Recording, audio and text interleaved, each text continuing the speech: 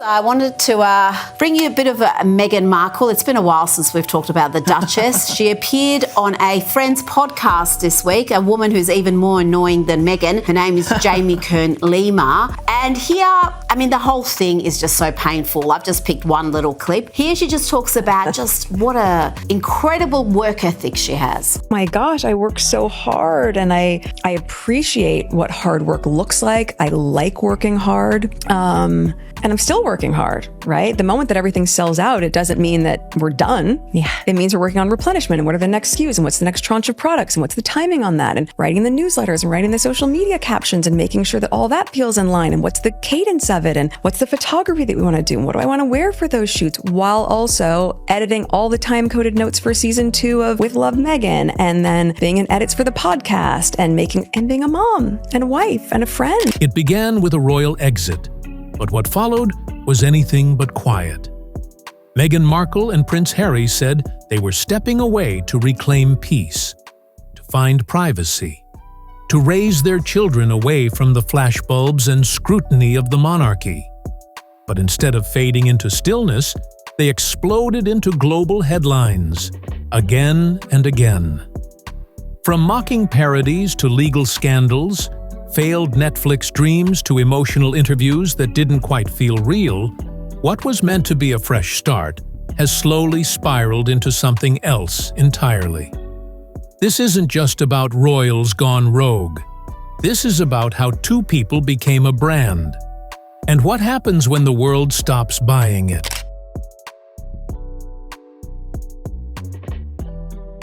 It all started with a cartoon. It aired without warning. A South Park episode so savage, so unfiltered, that it left Meghan Markle reportedly furious. Titled The Worldwide Privacy Tour, the parody followed cartoon versions of Harry and Meghan as they screamed for privacy, while literally waving banners and chasing fame across continents. It's been several months now since our beloved Queen has died. All Canadians are finding it hard to go on. All Canadians, that is, except for our first guest, the Prince and his wife. We want privacy! We want privacy! Sir, thanks for having us on the show. It's so awesome to be here. It's great. So let me start with you, sir. You've lived a life with the royal family. You've had everything handed to you, but you say your life has been hard, and now you've written all about it in your new book, When. But what made it sting wasn't the comedy. It was the accuracy. Okay. Trying to make ourselves into a brand just turned us into products. We don't need to be a brand, do we? If it's truly what we want, then we really can get away from it all. No more magazines and Netflix shows. We really can live a normal life. Yes, I'm sure you agree, darling. We can be the people we talked about being, with no more worries about how we look or the image we project to people. What matters is what we have on the inside.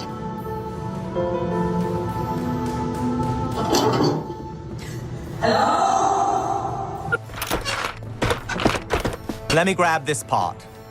Fuck. Ooh, sorry, that's all he says. Stop! What do you think of them? The animated Meghan was loud, image-obsessed, constantly trying to rebrand herself while demanding to be left alone. The message? The couple's behavior wasn't just confusing, it was hypocritical.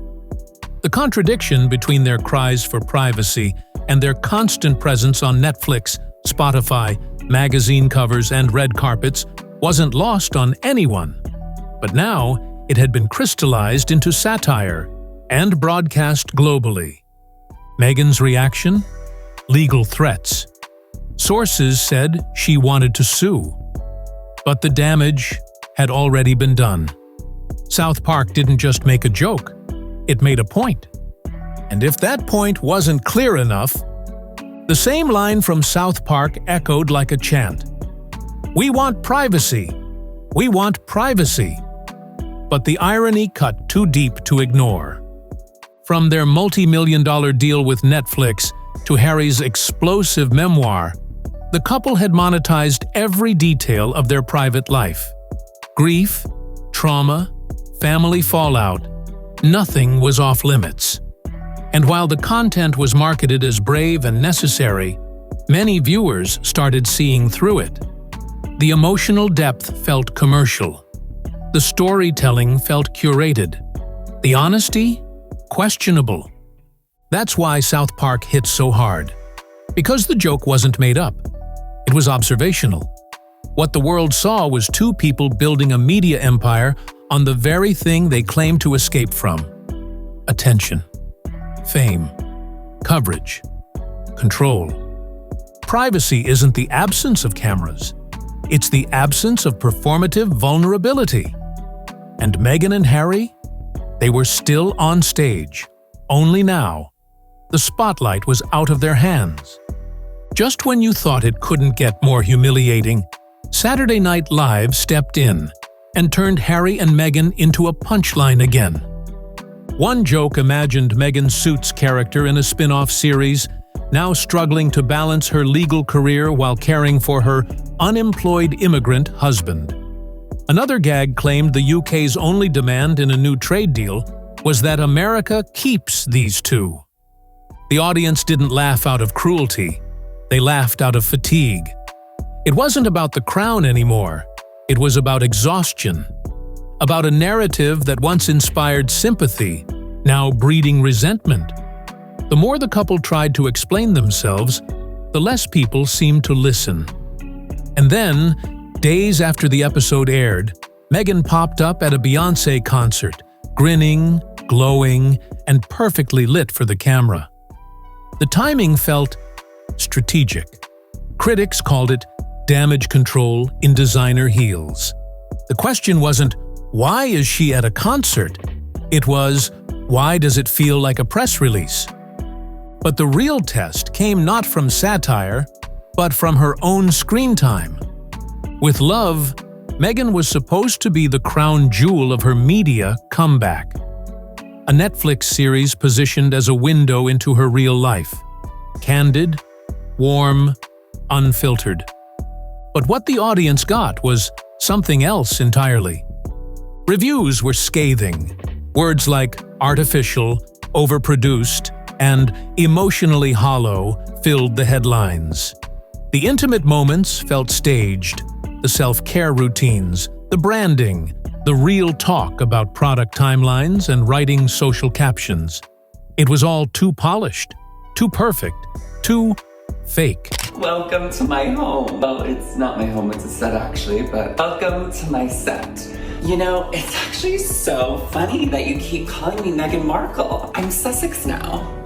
I take these and we're gonna take them out of the box. Even her fans struggled to defend it, because what was billed as authenticity felt like a commercial.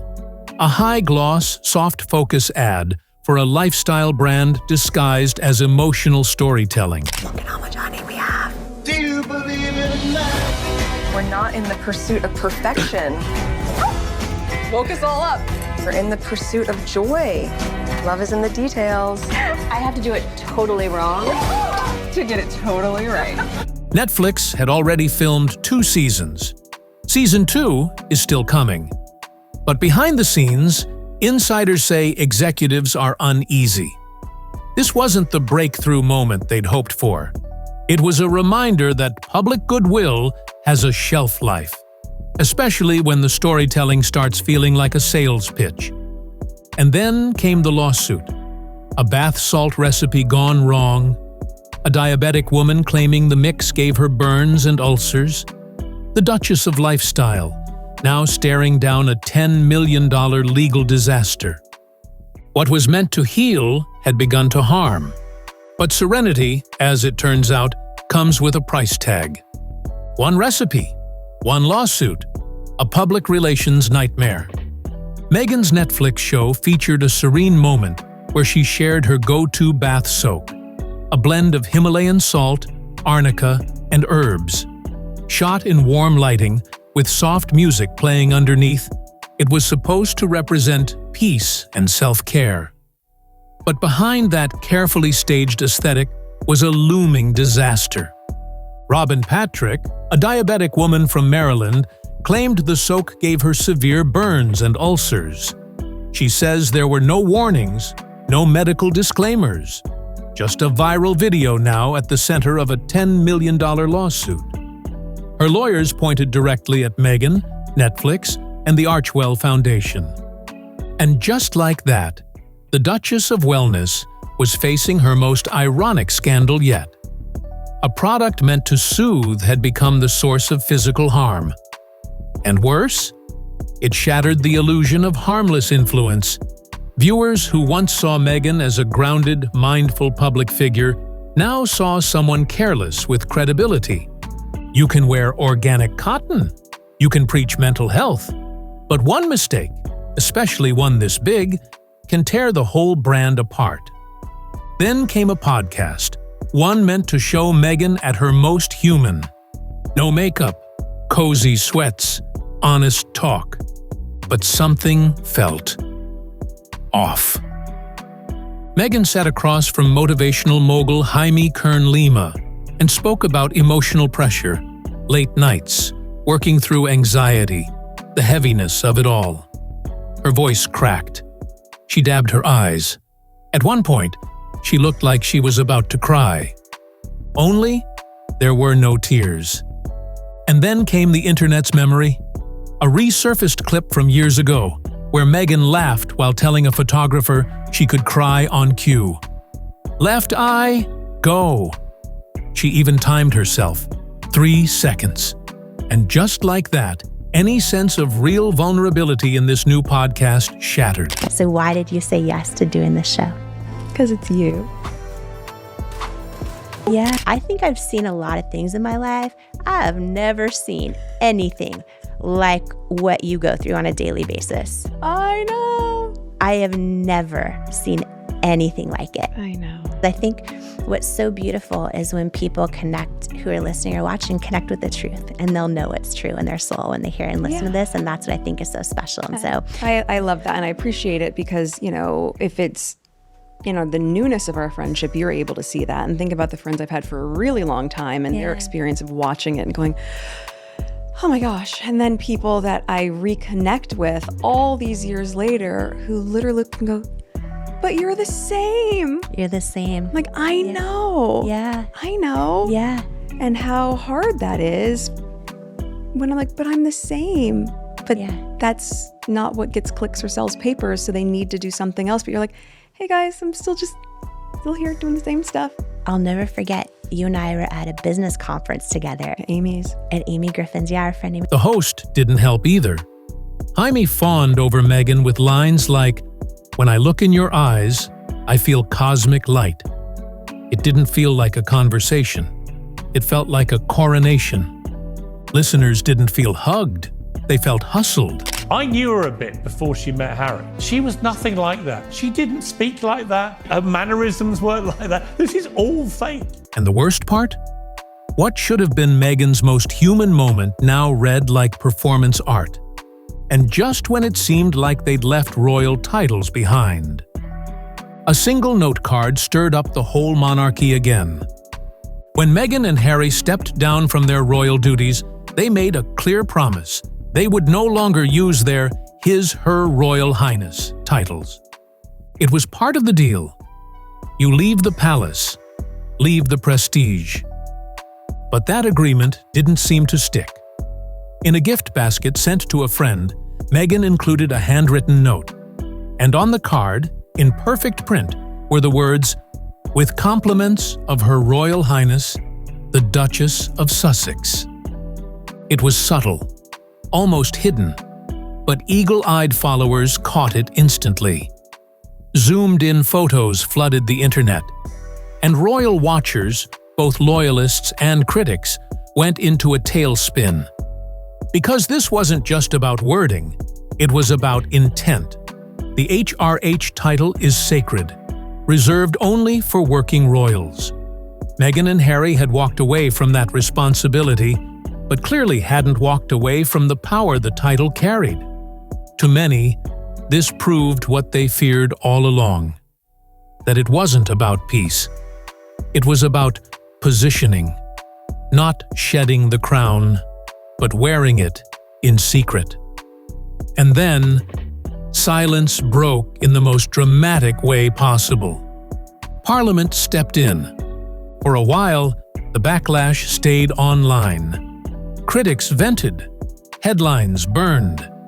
But then, the conversation moved into the most powerful room in Britain, the House of Lords. Lawmakers began formal discussions to strip Harry and Meghan of their Duke and Duchess titles entirely. No more ceremonies, no more symbolism, just a clean break. And suddenly, this wasn't just about a feud. It was about national integrity. Members of Parliament argued that it was wrong, deeply wrong, for people who continuously profited from their royal status to still carry that name. They'd written memoirs, starred in documentaries, made millions from stories that weakened public trust in the monarchy. Now, that very monarchy was ready to respond. Sources say Harry was livid, not just shocked, genuinely furious, because behind the interviews, behind the branding, that title gave him access, influence, legitimacy. Without it, they were just celebrities in a sea of celebrities. And the crown was done being quiet. If passed, this move would be historic. Not out of spite, but to protect the meaning of royalty. No more half in, half out. No more privilege without duty. Just two people. No HRH. No Duke. No Duchess. Just Meghan. And Harry. And just when the noise peaked, the spotlight turned again, this time at a stadium. The timing couldn't have been worse, or more calculated. Just days after getting roasted by Saturday Night Live, Meghan Markle showed up glowing at Beyoncé's LA concert. Styled, smiling, posing. Her Instagram caption? Poetic, polished. Thank you, Beyoncé and team, for a magical date night. On the surface, it looked harmless. A celebrity enjoying a night out. But beneath it, something deeper. Critics didn't see a fan at a concert. They saw a comeback strategy. The lighting was perfect. The angles were professional. The outfit? Custom designed. It didn't feel spontaneous. It felt staged. And worse, word leaked that Meghan and Harry weren't even Beyoncé's invited guests. They were allegedly +1s of Paramount executive Brian Robbins and his wife. So who was the spotlight really meant for? The public saw through it instantly. This wasn't just a casual date night. It was a carefully crafted distraction. And once again, Meghan's image felt less like a person and more like a press release. And when Mother's Day came around, it could have been heartwarming. A photo of Meghan surrounded by her children, faces turned away from the camera. The caption spoke of Mama Mountain and the beautiful chaos of motherhood. But instead of touching hearts, it raised eyebrows. Because like so much else in her world, it looked too perfect. The lighting, the composition, the caption full of metaphors and emotional flourishes. It didn't feel like a moment. It felt like marketing. Who took the photo? Why did it look like a campaign ad? Why post it herself? Most moms wait for their partners, or let it pass without fanfare. Meghan, as always, directed her own tribute. And that wasn't all. For Archie's birthday, there were photos. For every minor milestone, poetic essays, public displays of private moments. Critics weren't questioning her love. They were questioning the motive. Was this really about celebrating motherhood? Or reminding the world she still commands attention? And then came the silence. Not personal, political. In the early days of their rebrand, Harry and Meghan had a cause: Africa, women's rights, mental health, Archwell Foundation. They promised meaningful change, impact, activism over image. But that was then. Today, many of those promises have faded into silence. There have been no major updates on their African initiatives, no consistent public work with the women's shelters they once highlighted. And their once cherished partner, Sabal, a charity they once proudly uplifted, was quietly dropped after reported behind-the-scenes conflict. There were rumors Meghan demanded an apology from staff after a dispute. It never came, and just like that, the relationship vanished. No explanation, no statement, just gone. This pattern has become impossible to ignore. Big causes during PR highs, then radio silence when things get complicated. It wasn't just charity fatigue, it was brand fatigue. And now, the final thread is snapping. Meghan and Harry were never just celebrities. They marketed themselves as modern royals, champions of purpose, of values, of reform. They weren't selling fashion or fame. They were selling vision, meaning. But somewhere along the way, the narrative shifted. They went from royal whistleblowers to Netflix stars, from climate change to concert appearances, from building bridges to creating content. And slowly, even their fans began to feel the shift. From sincerity to strategy, from authenticity to image management. Even Saturday Night Live, a comedy show, captured this cultural shift better than any political analyst. Their joke wasn't cruel. It was a reflection of public sentiment. We're not mad, we're just done. Because the real damage isn't scandal, it's disconnection. And now, even Parliament is stepping in. Their HRH titles are on the chopping block. Their Duke and Duchess identities may be erased. Not by tabloids, but by tradition. It was never supposed to end like this. Meghan and Harry left the palace to find peace, a new start. But what they've found instead is something far messier.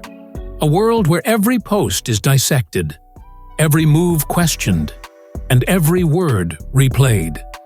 The curtain they tried to pull down has only gotten thinner. And now, the final act may be upon them. Royal ties severed, titles gone, influence fading. Because the public didn't turn against them overnight. They just stopped believing. Let us know what you think about Meghan and Harry in the comments below.